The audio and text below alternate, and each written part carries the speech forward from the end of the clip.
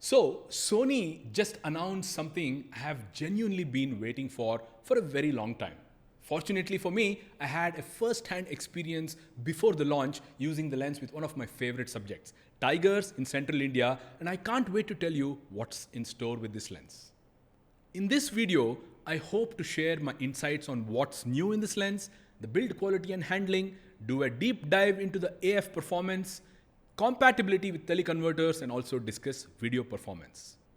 But most importantly, who is this for?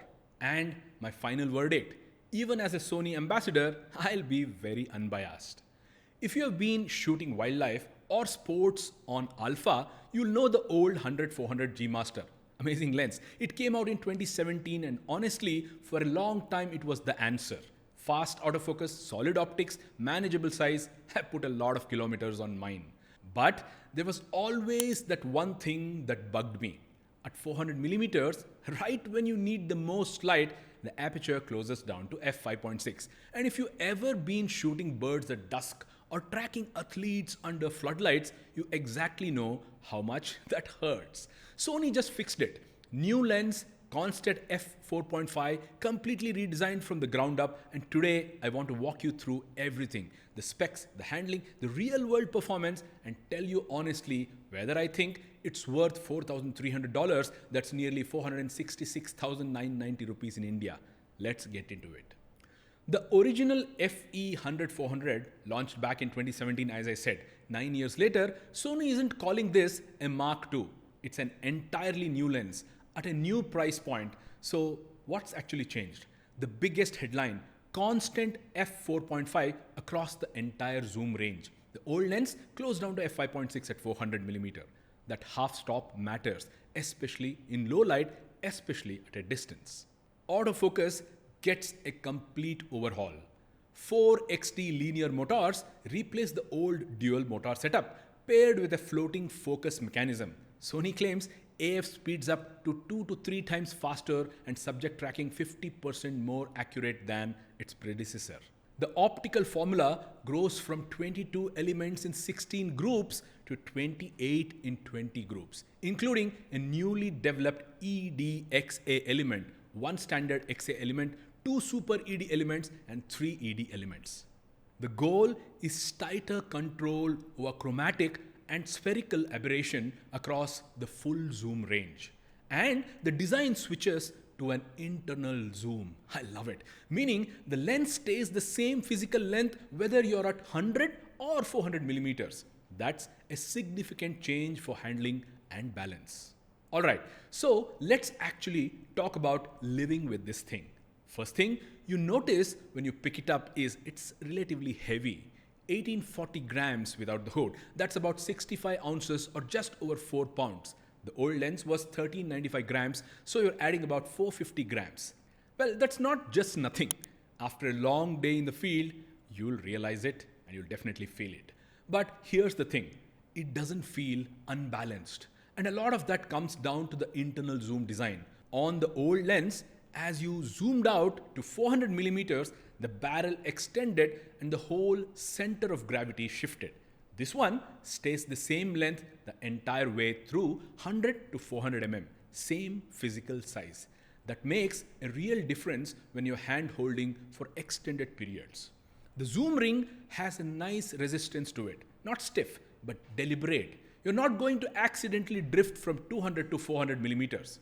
The focus hold buttons, 4 of them placed around the barrel, are exactly where you want them for different shooting orientations. And the dedicated function ring is a genuinely useful addition if you map it to something you actually use. Build quality feels exactly like you'd expect from a G Master. Magnesium alloy barrel, dust and moisture resistance throughout, fluorine coating on the front element. I've had mine out in some light, rain already and had zero concerns. It's a big lens. It's a heavy lens, but it's built like it means it. Okay, so this is the section I know a lot of you are here for, because autofocus on a telephoto lens is everything. Sony's numbers say 3 times faster acquisition and 50% better tracking than the old model. And look, marketing numbers are marketing numbers. So I went out and actually tested this. Birds in flight first. Then this is where I was genuinely impressed. The lock on is almost instant, even on small fast moving subjects coming toward the camera at an angle, which is traditionally where a lot of lenses struggle. This was holding focus in a way that the old lens just couldn't match. You could see it in the burst sequences. Sharp frame after frame where before you'd have had more misses. On action shots like tracking a running cheetah across the frame, changing direction, same story. It's not hunting, it locks and it stays locked. Where does it struggle? Very cluttered backgrounds. If your subject goes behind something and comes back out, there's occasionally a beat where it has to reacquire. But that's true of every lens I've tested. In isolation, it's excellent. Sony rates this at approximately 3x faster AF acquisition and 50% better tracking, as I said, versus the old model. It's also fully compatible with cameras like the Alpha 9 Mark III, which shoots 120 frames per second, and continuous shooting with AF and AE tracking locked throughout. The 120 frames per second compatibility with the Alpha 9 Mark III is a genuine game changer for fast action. If you're on that body, you're getting autofocus and auto exposure tracking at a frame rate that gives you basically every moment of a sequence. Honestly, the autofocus alone might be the strongest argument for this lens over the old one. So let's look at some actual images. Wide open at 100 millimeters, this is sharp, like embarrassingly sharp. Corner to corner, no excuses. You'd expect that from a G Master, but it's still satisfying to see it confirmed. At 400mm wide open f4.5, this is where it gets interesting. The old lens at 400 was at 5.6, which meant you were either pushing ISO or losing shutter speed to compensate. This one at 4.5 gives you that extra 2/3 stop and the sharpness is still there. That's not easy to engineer at this focal length. Kudos to Sony. Chromatic aberration, I was looking for it, especially in high constant situations with bright skies behind the subjects. It's impressively well controlled. There are traces if you pixel peep at the absolute edges in certain conditions, but in normal use, you're just not going to see it. And the bokeh, 11 blade circular aperture and Sony's spherical aberration control. Then the out of focus rendering is smooth and clean. Backgrounds just melt away. For a telephoto zoom, this is genuinely beautiful. I have full resolution samples linked in the description so you can judge for yourself. But coming my way from a day of shooting, I have no complaints about this lens and what it's producing. The lens supports both Sony teleconverters. That's the 1.4x and the 2x teleconverters. With the 1.4x attached, you're at 560 millimeters, still at f6.3. The 2x takes you to 800 at f9. Or in the APS-C crop mode, you may see a 1200 millimeter equivalent crop. The autofocus performance does take a hit with the 2x in particular, but Sony has maintained full electronic communication and autofocus functionality with both teleconverters on compatible bodies. Now, I'm personally not a great user of 2x even on prime lenses, so on this one, that not being the best combination, I think is pretty acceptable. Video, I want to be upfront. I'm primarily a still shooter, so take my video impressions with a context in mind. That said, a few things stand out. Breathing compensation works well on compatible bodies.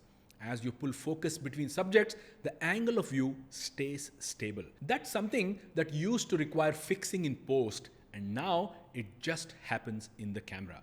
The OSS, the optical image stabilization, supports active mode, which combines lens stabilization with the body's in-body stabilization for maximum effect. Handheld at 400mm, I was getting usable footage in situations where I'd normally be reaching for a tripod. The internal zoom is genuinely useful for video. When you zoom, nothing shifts, no balance changes, no wobble. If you're operating the lens while rolling, that consistently matters.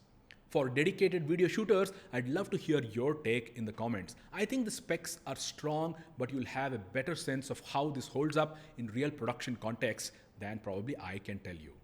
All right, the honest section. 4,300, that's about 466,990 rupees in India. That's a lot of money for a lens. And the first question I know people are going to ask is, if I already own the old 100-400 G Master, should I upgrade? My honest answer is, it depends on what's actually limiting you right now. If you're shooting in decent light and your autofocus is keeping up with your subjects, the old lens is still great. It didn't suddenly get worse because of this new one. But if you're regularly shooting in challenging light, low light wildlife, indoor sports, anything where the 5.6 at 400 millimeters is costing you shutter speed or forcing you to push your ISO, that constant F4.5 is a genuine, meaningful upgrade, not a marketing upgrade, a real one. And if your autofocus is genuinely the limiting factor in your keeper rate, the jump in performance here is significant enough that I think it's worth serious consideration. But for someone coming in fresh, not upgrading, just buying this versus a third-party option at a lower price point is a real conversation. The Sigma or Tamron options in this range are good lenses at lower prices perhaps, if budget is a real constraint. Maybe you can think of them. But if you are deep into the Sony ecosystem, shooting professionally or seriously, and you want the best performing lens Sony makes in this focal length range right now, this is it. There's nothing else in the E-mount lineup that touches it. Also, if you're someone who buys this lens and starts cribbing about the reach because you love the 600mm framing and you decide to add a 1.4x always, then I reckon this isn't the lens for you. You should perhaps use the 200-600 at f6.3 versus the 560mm at 6.3. So if the teleconverter is an occasional use, go for it. If it's always on your lens, this is not the lens.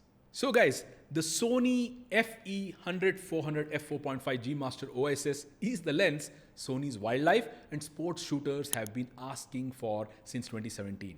So constant aperture of f5.5, dramatically faster autofocus, internal zoom, full teleconverter support up to 800 millimeters or 1200 in the case of a crop. That's amazing. But it's not cheap. At $4,300, that's about $466,000 in India, it sits in a category where you need to be serious about your craft to justify it. But if you are, and you're shooting on alpha, there isn't a zoom in this range that competes with it right now. So it's going to be available soon in stores near you. I'll link everything in the description below. And that's everything I got to say about the Sony 100-400 f4.5 G Master. If you've got questions about specific shooting scenarios, how it compares to something else you're considering, anything, drop them in comments. I'd read everything and I'll do my best to get back to you. If you want to see what this lens actually produces in the field, I'm planning a dedicated wildlife shoot in the coming days. Subscribe so you don't miss that. I have already used this lens at Panna and Tadoba recently, and I'll soon be using it in Ranthambore. I must tell you something. Everyone is different and every budget is different. Everyone's goals are different, situations, capability, and area of work are all different. For me, what 100-400 f4.5 does is question the usage of FE 300 2.8's role as a second lens. So I'll have to always ponder 100-400 or 300. But one thing is certain, 600 f4 will be my workhorse, at least till my body allows me to bear the weight. Thanks for watching. I'll see you in the next one.